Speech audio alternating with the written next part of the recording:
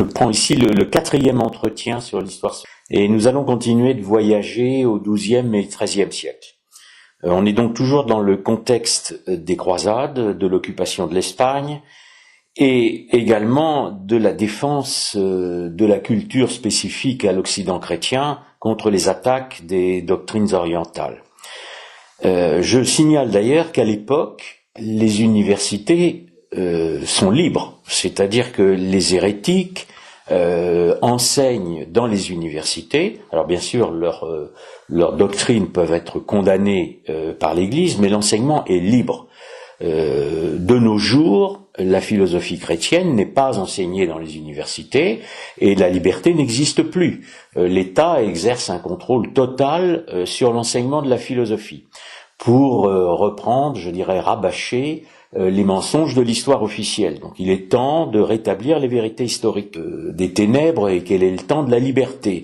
C'est le temps de la liberté. C'est à l'époque le temps chrétien qui est un temps de liberté où on peut exprimer ses opinions, ce qui n'est plus le cas aujourd'hui. Ça va avoir une incidence parce que les attaques des doctrines orientales ont donc pénétré librement en Occident. C'est le fameux apport, n'est-ce pas, des philosophes arabes, qui est en fait un danger, évidemment, pour notre civilisation, et que ces doctrines hérétiques atteignent jusqu'aux monastères. C'est dans les monastères, des infiltrations ont lieu par des hérétiques, par des doctrines hérétiques, et on retrouve dans les monastères des fragments de gnose, donc toujours ces trois doctrines les plus dangereuses qui sont la gnose, et puis l'hermétisme, n'est-ce pas, l'hermétisme qui est transmis par l'islam aussi. Il y avait déjà des textes hermétiques dans les monastères, mais la fameuse table d'Émeraude est traduite de l'arabe en même temps que les philosophes arabes, donc au XIIe siècle, et pénètre aussi dans les monastères. Et enfin, évidemment, cette kabbale qui désormais est officielle, parce qu'à partir du XIIe siècle, à partir du Bahir en Provence, la kabbale existe enfin. Les clercs hérétiques ont une spécificité, c'est qu'en fait, ils vont amener petit à petit la philosophie vers ce qu'on appellera les Lumières. Vous avez une filiation entre les hérésies qui sont développées au XIIe et XIIIe siècle et les Lumières. Le premier clerc dont je vais vous parler, c'est Joachim de Flore, donc qui vit de 1135 jusqu'à vers 1202 et qui est un cistercien. Ne nous y trompons pas, les cisterciens sont des moines extraordinaires. Vous savez que l'ordre a été fondé par Saint Bernard, comme les Templiers d'ailleurs aussi. Les Templiers évidemment pour aider les croisés lorsqu'ils se rendaient en Orient pour libérer l'Orient. Mais les Templiers ont été infiltrés par les cathares. Nous sommes là aussi dans le même laps de temps que les hérésies cathares. Et l'ordre cistercien a vu un certain nombre d'infiltrations hérétiques. N'oublions pas non plus que les cisterciens ont construit les cathédrales. L'Europe est cistercienne, l'Europe des cathédrales, c'est une Europe cistercienne. Donc c'est un ordre évidemment magnifique. Et Joachim de Flore a été condamné par son ordre, donc ne nous trompons pas. Joachim développe une doctrine très extraordinaire. Il y aurait eu en fait trois étapes. La première religion, parce qu'en fait il distingue trois religions, au lieu de garder la religion de la Bible, il en distingue trois. Il y aurait d'abord la période du Père, qui correspondrait au judaïsme et à la loi, le Christ, qui serait la foi, et un troisième âge, qui serait l'âge du Saint-Esprit. L'âge du Saint-Esprit, ça serait l'âge de la perfection. Et la perfection, évidemment, vous y trouverez tout de suite une connotation initiatique. Lorsqu'on atteint un état de perfection, c'est qu'on a subi trois graduations, n'est-ce pas, vers une perfection. Si on dit que le troisième âge est à venir, donc le christianisme ne serait qu'un deuxième âge, le troisième âge est à venir, ça veut dire que le Saint-Esprit n'est pas descendu sur les apôtres. Parce que si le Saint-Esprit est descendu sur les apôtres, le règne du Saint-Esprit, il commence avec l'Église. L'Église est ointe par le Saint-Esprit. Donc en fait, Joachim met en cause profondément le christianisme. Cette idée d'un troisième âge va avoir une très grande influence parce que vous savez que c'est l'origine de la réforme. Les descendants de Joachim de Flore seront les protestants. Mais c'est aussi une des sources du New Age contemporain. Donc là, déjà, nous rejoignons déjà l'actualité. La conséquence de chiffrer les choses, donc on rentre dans un ésotérisme du chiffre, qui est une particularité kabbalistique, c'est que le progrès à ce moment-là, puisque le Saint-Esprit sera la perfection, le progrès devient mathématique. Il devient mathématique et il devient automatique. Et à partir de ce moment-là, la foi et l'action de l'homme, en fait, ont moins d'importance que la science. Si le progrès est mathématique, notre salut viendra de la science et il ne viendra plus de la révélation. On est là à l'origine de la philosophie la plus anti-chrétienne du XVIIIe siècle. Les auditeurs le comprendront très bien. Évidemment, ces doctrines de Joachim de Flore ont été condamnées en 1263. Alors, une petite particularité, c'est comme beaucoup d'hérétiques, ils ont eu des disciples, donc les Joachimites, et que les Joachimites ont sans doute un peu amélioré dans le mauvais sens les doctrines de Joachim. Et ce qui est condamné, c'est une doctrine qui s'appelle l'évangile éternel, qui n'est pas nécessairement entièrement de Joachim, il y a une part de falsification. 1263, nous sommes contemporains de la grande scolastique, donc j'ai peu parlé dans l'entretien précédent de la grande scolastique, je le ferai pas ici non plus parce que c'est pas mon sujet, simplement pour rappeler que il n'y a pas d'apport arabe, mais c'est que on a dit que Saint Albert avait repris dans les Arabes l'alchimie. On a dit que Saint Albert avait repris dans les Arabes l'alchimie. Non. Si Saint Albert avait repris l'alchimie des Arabes, il serait pas Saint Albert, il serait condamné comme hérétique. De même, on oublie souvent de signaler que saint Thomas fait partie de ceux qui sont à l'origine de la condamnation de l'avéroïsme. L'avéroïsme latin, c'est pas un apport, il est condamné. Donc il n'y a pas du tout d'apport arabe. C'est aparté parce que je reviens à Joachim de Flore, parce que Flore, ça veut dire, c'est la fleur, bien entendu, en italien, et ça veut dire la rose, ça veut déjà dire la rose. Et vous avez, à partir de 1270-1280, le fameux roman de la rose. Là aussi, c'est d'actualité. Vous avez eu un auteur qui a écrit un roman de la rose récemment, qui était un grand initié, et un film qui a été évidemment tiré, et qui tout ça est vu par beaucoup de gens pour les impressionner. Le roman de la rose, au départ, ça fait partie du cycle de l'amour courtois au début du siècle. Mais il est falsifié, lui aussi, par un clerc qui s'appelle Jean de Meung, et qui vit aux alentours 1235-1305. Vous savez que la rose est évidemment la fleur qui représente la Vierge Marie. Mais la rose, là, du roman de la rose, est très différente. C'est la rosée céleste de l'ésotérisme musulman, et c'est un symbole qui va atteindre au XVIIe siècle les fameux rose-croix. Pour vous donner aussi une idée de l'actualité de cette rose ésotérique, donc qui est déjà aussi un roman, qui est déjà une pré-théosophie. Je vous ai déjà parlé de la théosophie, et j'en reparlerai évidemment au XVIIe siècle avec l'immense Jacob Böhm. La rose va être reprise dans les rose-croix, et le fameux Rosenkreuz, dans son initiation, va à un moment retirer la rose qu'il porte à son chapeau. Il porte un chapeau noir, il enlève la rose et il l'offre à la dame étincelante. La dame étincelante qui représente le féminin ésotérique oriental.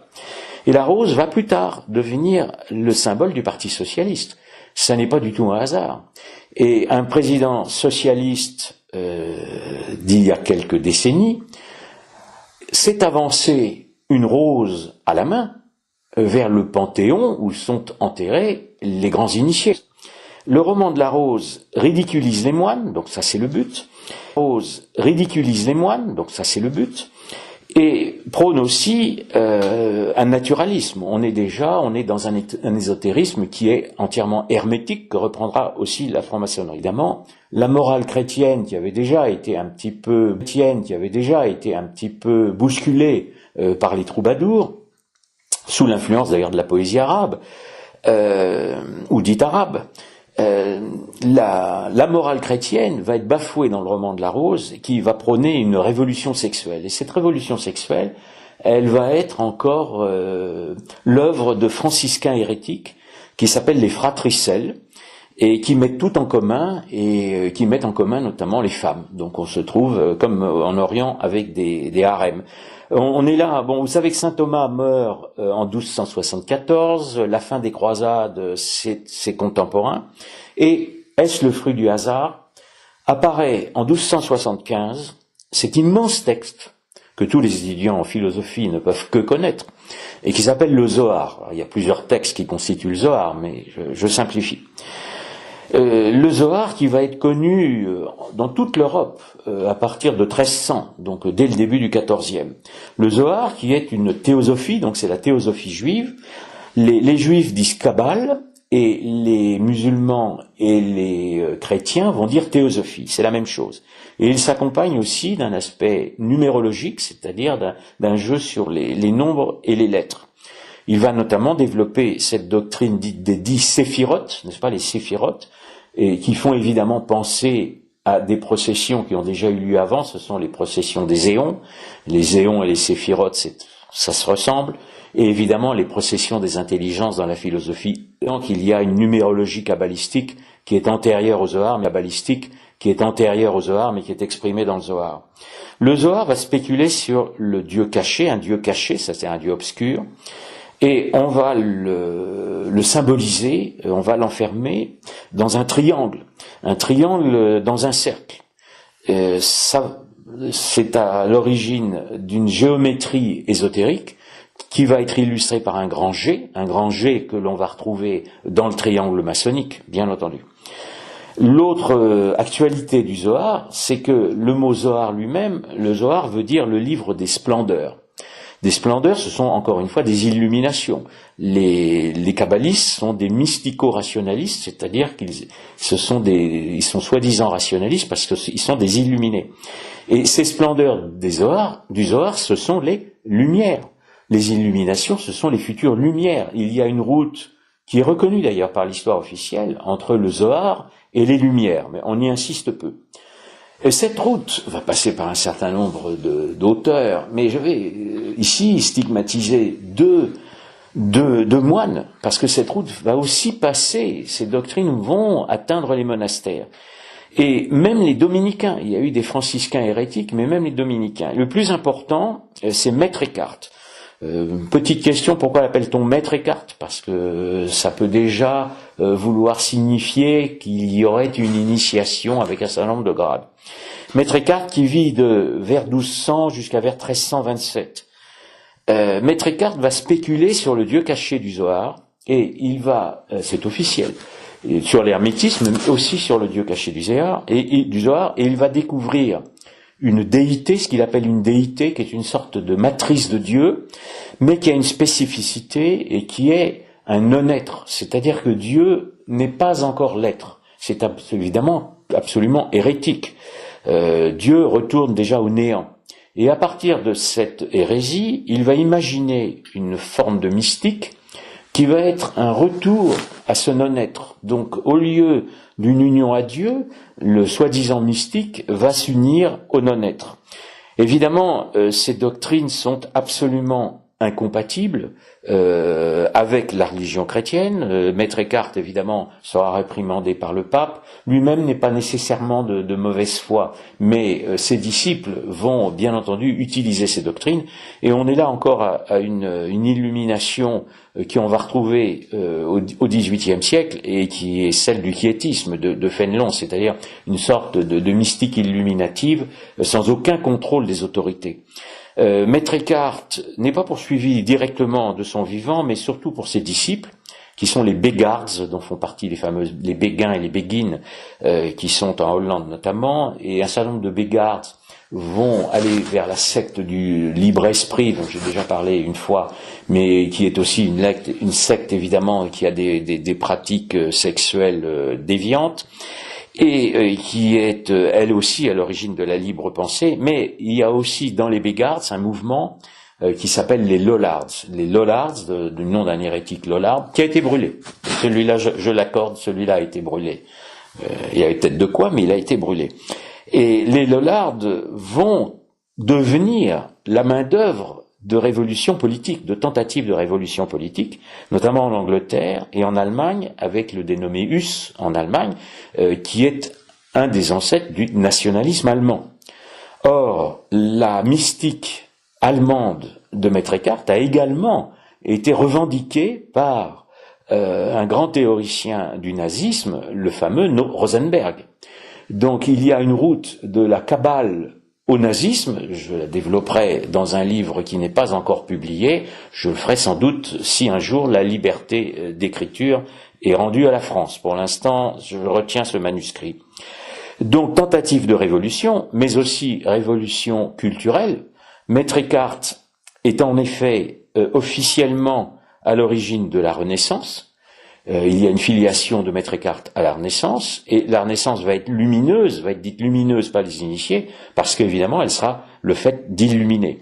Le deuxième problème, c'est que Maître Eckhart est également à l'origine de la Réforme, dans la mesure où la mystique est complètement démocratisée, que tout le monde peut se dire mystique, n'importe qui peut se dire qu'il est illuminé, sans aucun contrôle de l'autorité ecclésiale, ce à quoi vont prétendre les protestants.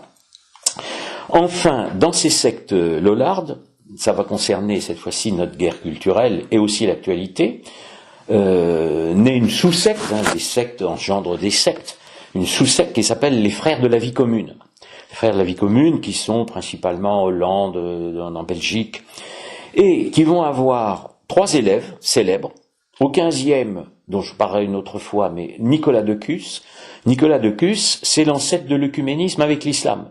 Il vivra au moment de la chute de Constantinople et il prônera une unité des religions. C'est d'actualité. Les infiltrations sont aujourd'hui jusque dans l'église conciliaire. Autre élève des frères de la vie commune, donc des hérétiques dans la lignée de Maître Eckhart, Erasme, dont je parlerai évidemment avec la Renaissance, et Luther. Luther aussi passera par les écoles de la vie commune. Et Luther va se prendre pour un illuminé, et il va reprendre aussi un certain nombre de doctrines du dernier moine hérétique dont je vais vous parler, qui est Guillaume d'Occam, qui lui vit vers 1300 jusque vers 1350 en Angleterre. C'est un franciscain. Il est à Oxford, n'est-ce pas, qui est devenu une antre kabbalistique depuis déjà 1 ou 2 siècles. Bon, évidemment, je résume ici ce qui peut se passer dans les monastères. Cette étude fait partie du livre que j'ai écrit sur l'islam et la Kabbale. Donc, Islam et Kabbale contre l'Occident chrétien. Il y a tout un chapitre sur la vie des monastères à l'intérieur. On a parfois oublié de signaler quand on en a fait des recensions, quand elles ont eu lieu. Ce dénommé Occam va mettre fin à toute la scolastique rationaliste et réaliste qui avait été celle des grands scolastiques et de saint Thomas, et il va couper la scolastique de la raison en reprenant une vieille hérésie qui datait de la querelle des universaux, qui s'appelle le nominalisme, c'est-à-dire qu'en fait il n'y a plus d'universaux, les vérités deviennent individuelles, et il va la coupler avec une mystique qui va se prétendre empiriste, c'est-à-dire que l'être humain fera lui-même l'expérience de Dieu, et finalement Dieu n'existera qu'à travers l'être humain. Évidemment, là aussi, on marche vers la réforme, mais malheureusement, on va aussi vers les Lumières, parce que Occam aura comme descendant officiel David Hume, l'empirisme de David Hume, et en France Condillac, n'est-ce pas, franc-maçon de l'encyclopédie, et d'autres, évidemment. Et le grand problème de Guillaume d'Occam, c'est de couper la foi de la raison et de la philosophie. C'est-à-dire qu'à partir de ce moment-là, le christianisme va être considéré comme irrationnel, ce qui est un mensonge, mais qui est un mensonge d'actualité, puisqu'aujourd'hui on veut réduire la foi chrétienne à des phénomènes ou sentimentaux ou uniquement irrationnels. L'autre inconvénient, évidemment, c'est que le monde, à partir du moment où le réel va être lié à l'expérience, le monde va devenir, là on va avoir une révolution épistémologique, n'est-ce pas, des théories de la connaissance, c'est que le monde va devenir une représentation humaine. Le monde, l'univers ne va plus être un donné qui est offert à notre connaissance. Ça, c'est le rationalisme scolastique, n'est-ce pas? Nous avons une méthode scolastique tirée de l'aristotélisme qui permet par notre raison d'étudier un objet de connaissance, donc nous sommes dans une connaissance objective et rationnelle et scientifique, et l'on va passer à une connaissance illuminative et expérimentale.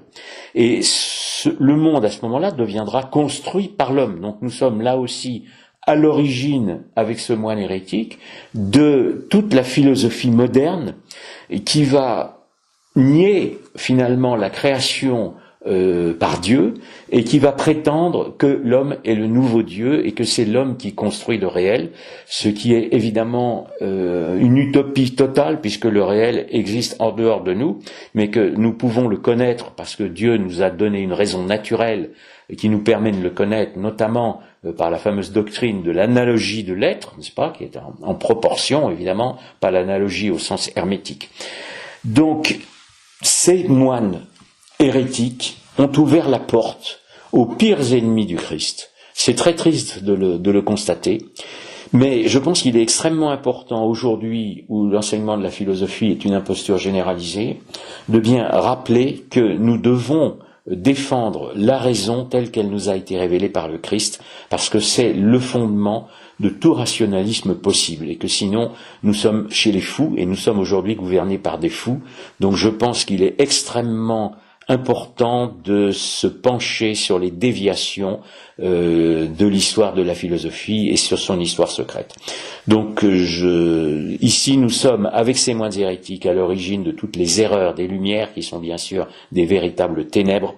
C'est pourquoi j'espère qu'un jour on nous ferons table rase des Lumières. Ce sera en tout cas une œuvre pour une croisade culturelle que nous continuerons. Donc je salue toujours tout le monde par cette même formule. Nous sommes des croisés. Je vous remercie.